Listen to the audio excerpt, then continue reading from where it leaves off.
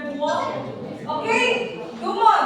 Yes. Basahan please. What is this? How can you read this? Serbuan.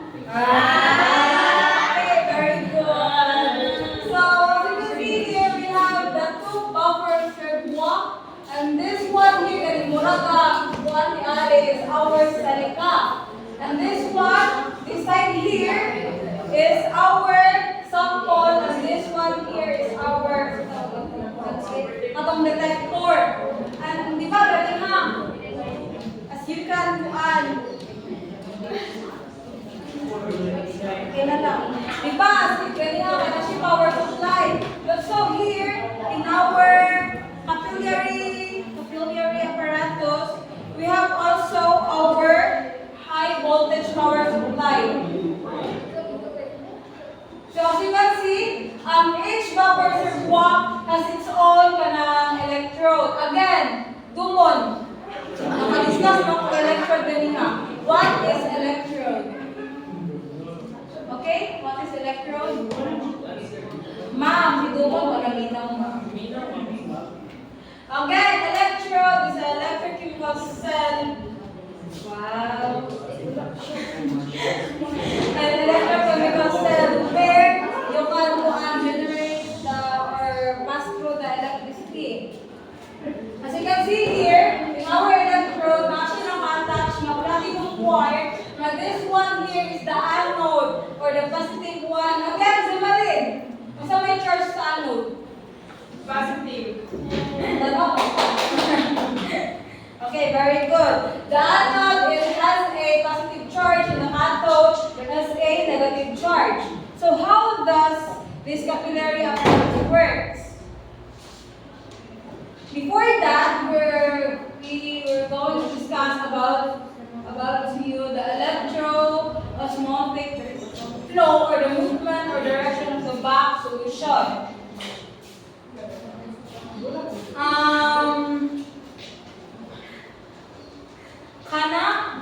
Can you read what electroosmotic flow is? It's green. Is the movement of the separation buffer through the silica capillary as a result of the existence of a zeta potential at the solvent or silica interface? Yeah, very good. So when you say solvent or silica interface here, kumaon siya kinali na nung may ganiha that has a detector. So unsa may sulod sa silica interface nga na maka-travel man ning solution giari to the detector. To the detector. So mga to siya, let's kuhaan ka ng delve into kung sisulod sa kuhaan ka ng silica interface. So, sunod sa silica interface is this. Now, yung silica capillary, so it has an inner diameter of 10 to 100 micrometer or has a length of 40 to 100 centimeter. So let's see for also, it is also known as a polyamide coating. Rio, again, what is the other term of pure silica capillary? Okay, the other term for pure silica capillary is the polyamide coating. So let's say for example, kung unsa gid kagamay ang kuan kanang silica interface. So this is the kuan, our human hair. Nawat na mga buhok manan? Very good. So this is our human hair. So our human hair has a kuan kanang inner diameter of 100 microns and has a 100 gamay din mo say mas gamay ang nano or ang micro? Micro? Bindi.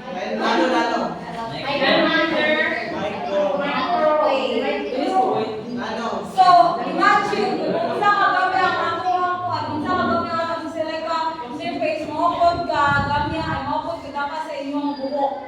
Tanawa yung mga buhok. Dinimi kita. Buhok sa ulo. Ha? Dili, buhok sa ulo. So, our capillary surface, kasi kuan ka ng negative charge. Dili ka mga kuan nga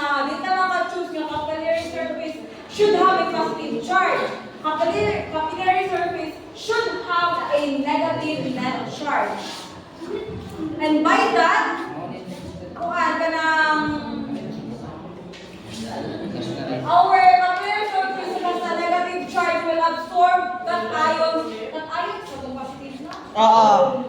Okay, so it will absorb that ions from the buffer. So no na siya. So it is called a fixed layer or tightly absorbed cat ion. So sadly, our absorbed cat ions only neutralize ang alira siya din ang surface nila mga negative.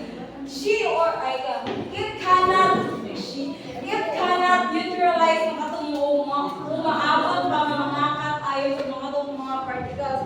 So by that, as a result, ang buhaton ay katong pinaka-surface yun, nga na siya net negative charge, will absorb more sa iyang buffer. So this one is the, what we call the diffuse layer. Again, we're niya what you call sa katong i-absorb dito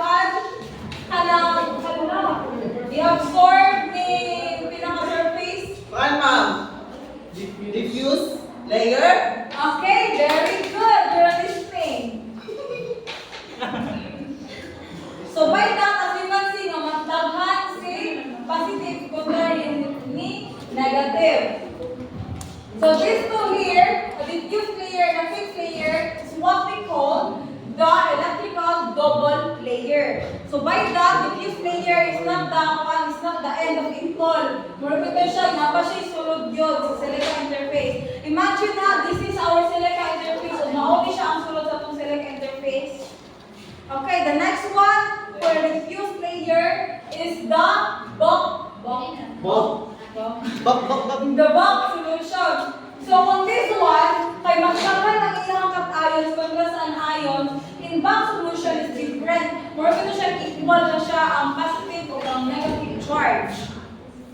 And then, for more ko siya sandwich na, and then at the center is the bulk solution, and for our pinaka-upper part is the fixed layer or the diffuse layer, or what we call the electrical double layer. Again, Leo! Yes, Are you listening? Yes. And then, how does this work? Nakabalo naman ta sa sulod sa kuan. Sa sulod sa silica interface. So, as you can see here, di ba, imagine ha, nga maulay ito siya, tumor ito, gaana, ganihan nga marag wire na kadaka sa buhok ni Rio.